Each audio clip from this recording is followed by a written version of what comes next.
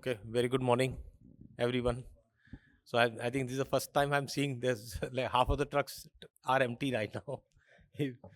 So this just enter button. So okay, no, it will be nice day to start with. So I think this is a very relevant topic about supply chain as a strategic imperative, and we'll talk about why it is so because we talk a lot about supply chain and I meet a lot of people around the world. So perspective of supply chain is totally different in people's mind. I was talking to IOCL, and it's like when you say okay, we are looking at logistic in pipeline, it looks like okay, a little bit of logistics, but it's like hell of a thing. Okay, so supply chain is very different. So what we're going to talk about is like supply chain as a strategic imperative. How do we look at supply chain going forward? Okay, and I come from Motherson, and I used to be a group purchasing head 10 days before. Now I'm also heading a business called Unibuild inside Motherson, which I will talk about how it is relevant for the supply chain. Now, just two slide. Just want to tell you what is Motherson. Some of you may be knowing, some of may not be knowing. So Motherson is like $21 billion company reported numbers, but right now it should be around 28, depending on what all acquisition we have done in last 1 year. And we were $10 billion 3 years back. Now we are 28, and we're targeting to be $108 billion by 2030. So that's like a massive growth we are trying to accomplish. And you can very well imagine what kind of supply chain you need to have to ramp up 3 times, 4 times, and with that level, like not from 100 crore to 200 crore, but from 24 billion to $108 billion. So it's like you're not talking about plants, you're talking about how many more countries you're adding into the supply chain.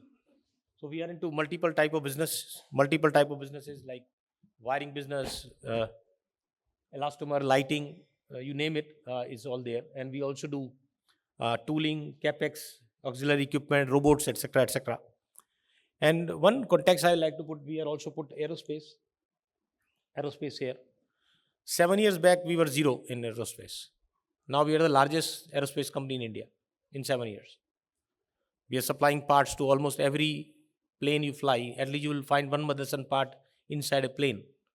Some of you may be knowing Motherson as an automotive company, but now we are there as well. So how do you ramp up these kind of thing? This can't be ramped up by putting a supply chain better. These needs a very different perspective altogether. Okay, so we're going to talk about that as well. Now we are supplying to almost every OEM in the world, you name it, either in automotive or in aerospace. Automotive is supplying right from Maruti to Porsche to Maybach to Mercedes to Audi, and you name any car you in this room you're driving, I think it should be there. And also in the aerospace industry, we're supplying to almost everybody. Okay, so that's like a customer base which tells you again a kind of confidence these people must have on Motherson and is the people of Motherson. Okay. Now, talking about this topic today about this strategic imperative about supply chain, I think just few years back, even today, when I go to conference or meet people, people talk about these things. How to make a better Kanban, what kind of RFID you can have, what kind of, I would say, blockchain. Do you still talk about blockchain? I didn't hear for blockchain for a long time. It's like it's gone, came and gone. So I think people still talk about these things. And my question is like, are you still worried about these aspect? This is very transactional. Maybe it's important. For sure it's important. You can't do business also without it. But is it relevant? How much is relevant? Because I remember many years back, the full conference will be on RFID. And people will tell you like if you put RFID, your life is solved. Okay. It's like you go to some Babaji's and then you say everything is solved in your life. It's like that. RFID or Kanban.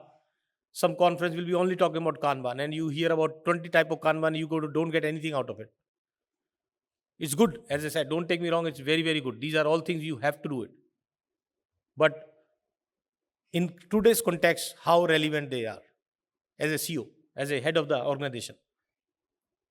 How many CEO talked about in the morning, how many RFID tag have we put in the supply chain? How many Kanbans do you have? What is the language of CEO? What is the language of operations head? Do they talk about it? What is a businessman worried in the morning? So you need to look at what wakes you up. I'm sure none of these wakes you up. Neither the Nokia phone. Right? Why I put this Nokia phone picture is, they said our biggest fault was there was no fault. That's a statement you get from the CEO. Our fault, we had no fault. And still they disappeared, more or less. Okay, so you need to think about what wakes you up in the morning or what wakes you up at night. So is it these topics or something else?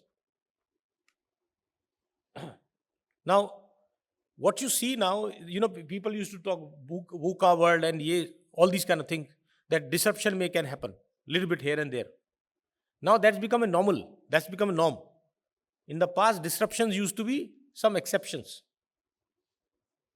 Now disruption is the way of life. It's like somebody moved from tier 3 city to maybe Gurgaon. So in a tier 3 city, you will face some traffic in a particular crossing, okay? 5 minutes traffic jam. Now when you go to Gurgaon, you have 2 hours of traffic jam, 3 hours of traffic jam, right? In the first 2 days, you feel like you get a suicidal feelings, when you go to Gurgaon. What's happening? 3 hours, 2 hours. After some time, that's a way of life. And that's what's happening into a supply chain as well. Tariffs. How many companies have gone bankrupt because of tariffs now? I hear a lot of my suppliers sometimes, a lot of companies, they couldn't survive tariffs. They have to wind up their business. Some people exporting out of China or India to US, suddenly tariff goes up, the business is gone. Where RFID tag will help you? Tell me. Except you can know that, okay, this RFID tag tell me my container is lying in some sea, which I can't sell. And if I sell, I lose 30%. If I bring it back, I lose 40%. Now you need to take a decision. That is what is happening right now. The discussion in the boardrooms, in the offices are very, very different. War. Suddenly you in the morning, you hear on the TV, there is a war. What you do? Oil prices goes up and down. In the past, oil prices used to be decided by one association. At least you can speculate a little bit. These people know they have a little bit of appetite, they can do $1 up and down. But now, it's not even in their hand. If the war goes up in some particular country and then everything goes for a toss. Supply chain disruption. Can you imagine a canal is blocked by a ship? It happened 2 years back. 2 years back or 3 years back. Now, those things you never predicted. So, what you do with that? Now, you suddenly look at how do you reroute your thing from Africa and goes to somewhere. Or take your truck through Iran or something from Saudi Arabia and move your material. Suddenly, the decision making goes beyond the supply chain professional like me. It goes to a very different level because the impact of the business and customer is very different. Commodity fluctuations. Now, what is the dollar now? It's 9.1, I think. Today I was seeing some WhatsApp messages. Now, what India, like $1 is equal to 9.1. It's like India code, I remember when I sent to my kids to US for study, I planned dollar at 45 rupees. As they keep graduating, the dollar keep increasing. Now it's 91. Now what happened? Now suddenly commodity price is shooting up. LME goes up, right? London Metal Exchange, which is you are using 70-60% of your material. So London Metal Exchange goes up, then your prices goes up. Commodity have soared in last 2 weeks, 5%. What you going to do? Material cost goes up dramatically. Currency, as I said already, and global trade imbalances. Now these things can have a very, very big impact. Tremendous impact which you can't control. Like I remember people used to talk about one-piece flow. How many people know one-piece flow? Kind of a thing in their organization.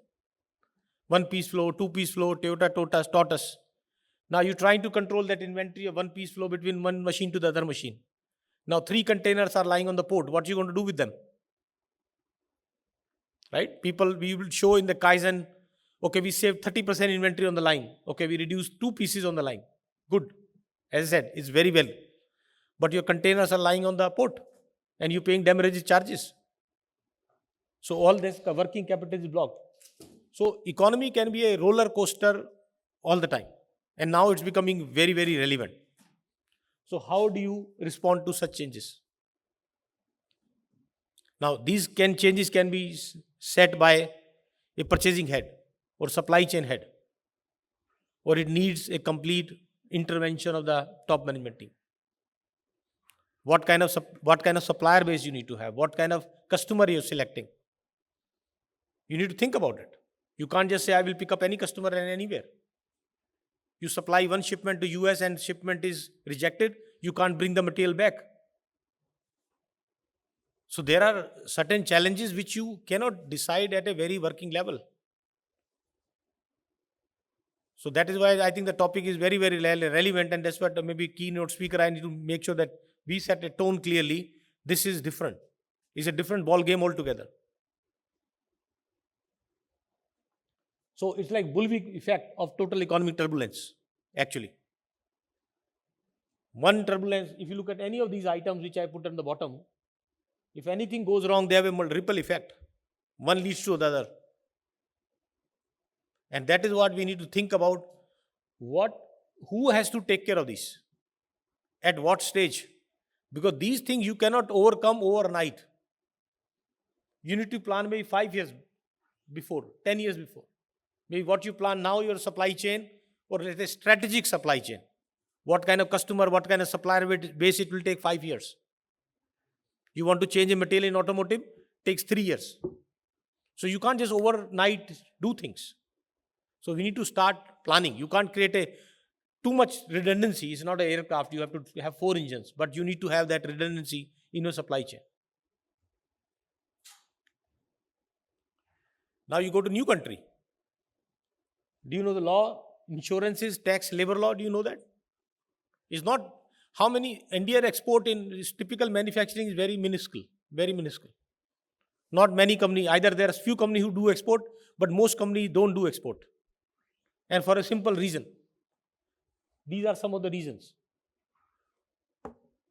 It's not shipping a material from Noida to Haryana or Manesar. It's not that simple. You put in a truck and it goes there. Maximum you can handle is a GST inspector on the road. That's it. Or e-way bill. That's the most complexity you can have. You can have automated e-way bill. The moment you send the material from here to Europe, to US and somewhere else, there are so many things comes in picture. Do you have a legal entity? Do you know the taxes? Do you know the insurance? Do you have the last mile? If you hire a person in Germany, it will cost you 200,000 euros. That means 2.5 crore लगेंगे आपको साल के.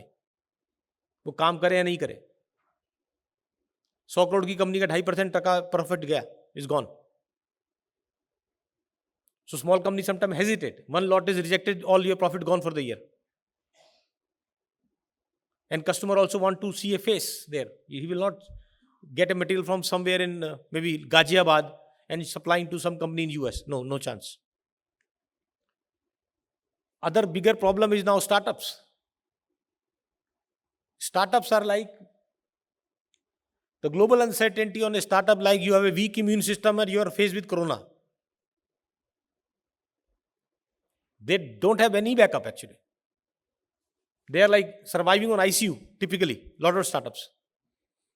And one economic something happens, economic thing happens, macroeconomic level, they're gone. And most startups face problem. They don't have industrialization. They may be brilliant idea, very good idea, tech idea, everything. But at the end of the day, you need the manufacturing. You need parts. I met a lot of startups. The problem is they make the design based on what part is available in the market. And they put them together. Versus what they want to have it. And maybe supplier don't want to supply to them because they're startups.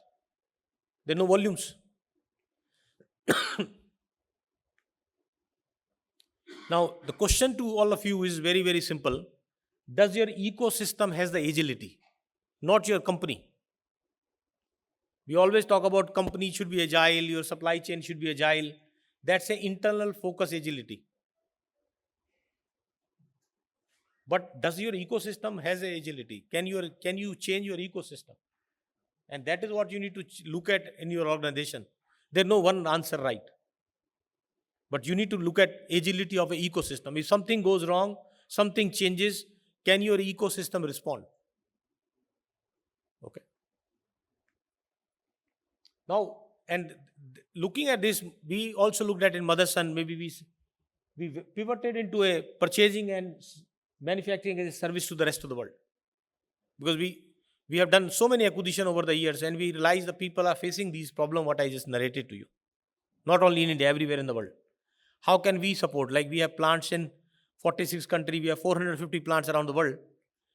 So we can respond to those supply chain challenges. If I'm not able to get a material from one country, I can immediately get from other country because I'm catering to in 46 countries. How can we provide this kind of a solution to any company in automotive, non-automotive? So you can buy any material, whatsoever you want, in any part of the world from Motherson, Unibuild. The name of this company is Unibuild.ai is the brand name, but company name is Motherson. But this is where you can get it. So what Unibuild provides basically? First is time to market. Every businessman want to have shorter time to market. Because if you put your capital, you put your money, you want a return faster. Lot of time people come to invest in India, they take 5 years for a first product to roll out, right? That 5 years, there's no ROI. And by the time you have no appetite to fund, to have more losses, right? Lot of companies comes in and goes away because the time to market is long. It's become very, very difficult. And even if you are doing your own business, it's become very difficult. Time to market is one key parameter. I'm not talking about you make your supply chain better, but I think the key as a businessman is time to market. Maybe your supplier development took long time, but at the end of the day, it's time to market. You invested 100 crore, there's no return of investment for 3 years, 4 years. De-risk and readiness of supply chain. Is your supply chain ready? Who will do it ready? Penetration in export market. If you want to export out of India, do you have a knowledge about every country where you want to export? Faster localization. How long can you import material? Sometimes tariffs can come in. China tariff can come in, but you need to localize it. Do you have the ability and capability or the right set of people in the organization to localize the material? And at the end of the day, ROS realization, return on capital employed. That's what counts at the end of the day. At a board level, nobody talks about what is your supply chain. People look at it board level, what is your ROS? 100 रुपये डाला कितना वापस आया? आप when you put in your stock, you look at dividend ना? Dividend is stock का इतना आया, ये दिखता है. Do you look at supply? कितने supplier है? If you have invested, I think most people would have invested into some stock. Do you know how many suppliers those companies have? Nobody knows it. All you know it, ये company dividend देती है. That's how you, because that's what you look at it. Okay. So we can take up complete turnkey project. If you want to set up a plant, we can build a complete plant. Scout for new vendors, new technology. Okay.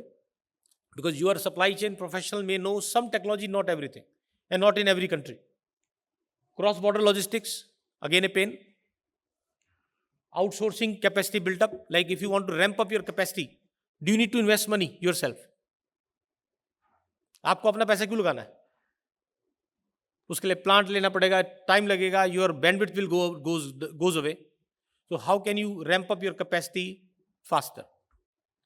And we have developed a tech portal where you can do complete supply chain without ERP. It's one of its kind, I would say, in the world, where you can do complete supply chain, ordering, RFQ, quotation, tracking material, logistic gateway, quality gateway, finance gateway, all of this what you need in a supply chain in one portal at free of cost. You log in and you can use it. And you can have complete management of supply chain. No ERP. And it's totally visual. So that's like what we develop so that people are, because small organization, they burn a lot of money in putting ERP, and then ERP only provide you a little bit of that. And if you want other little bit of that, you need a bigger little bit of that. And that cycle goes on. Okay. And other thing is when you connect with Unibuild, you get 40,000 supplier at your disposal. 40,000 in 70 countries, which is very, very difficult. Proven, approved kind of supplier. So what we can provide you, not limited to these category, any category you want to buy, we can provide you. If you want to buy a car, we can buy you car. If you want to buy capital equipment, machine, MHE, material handling equipment, compressor, you name any equipment, you can buy from Unibuild.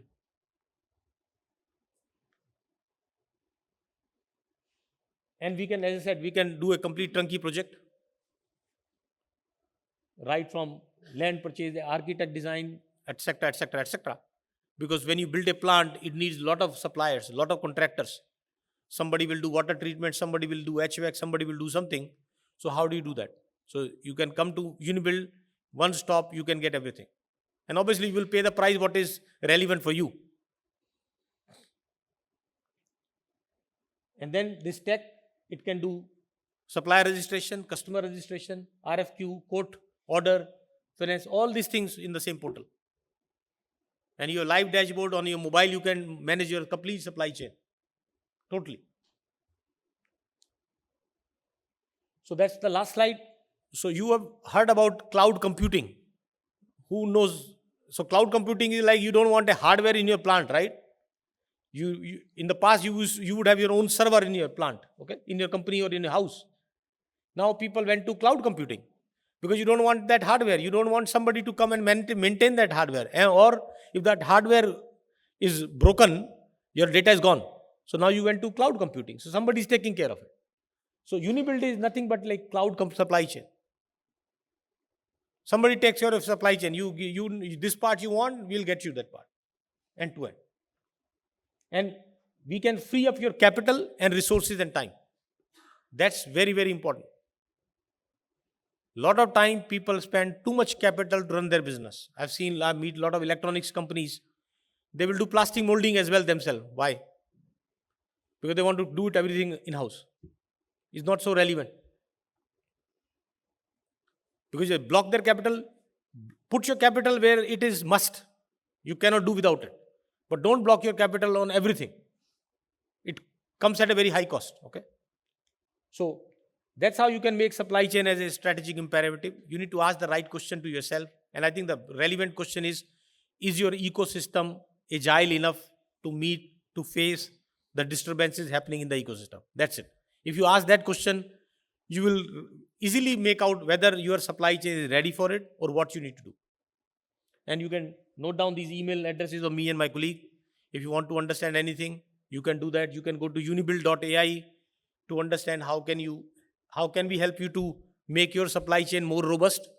And one important thing is totally free of cost. We only some people will ask me maybe in the tea break, how do you make money?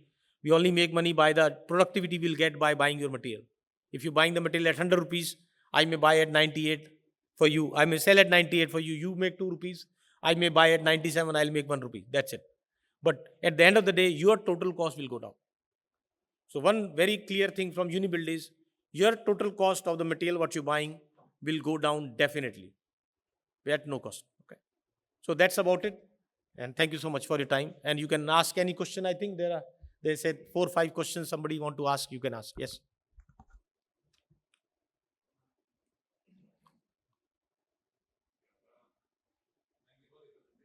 Can you use the mic, please? So, can you introduce also yourself?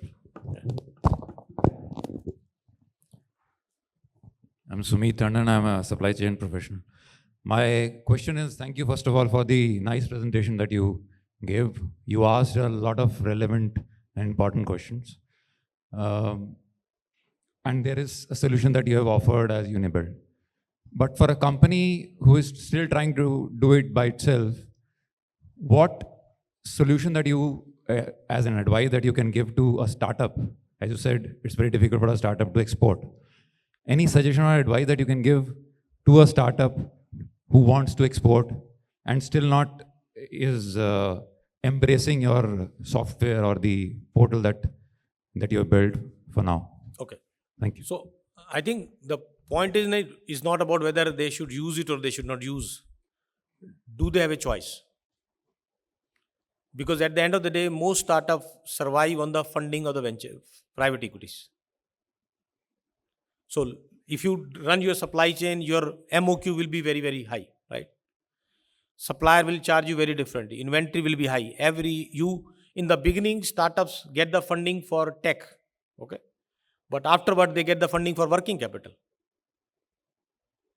or pricing what they pay extra in the market. So I think the question we need to ask is, why you want to dilute your equity just because you want to do of your own?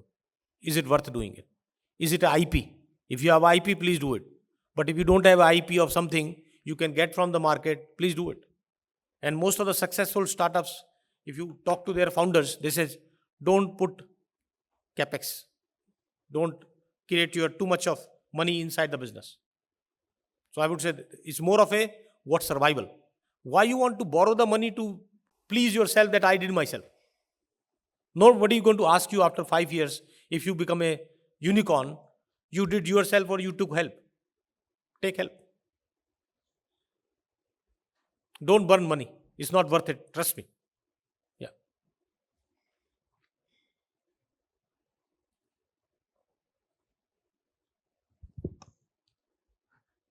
Thank you, Pankaj. I see that you are saying as a .ai. I'm assuming you have some AI capability. No. No AI. So what does that AI stands then? Actually? AI is we got that portal domain. That's it.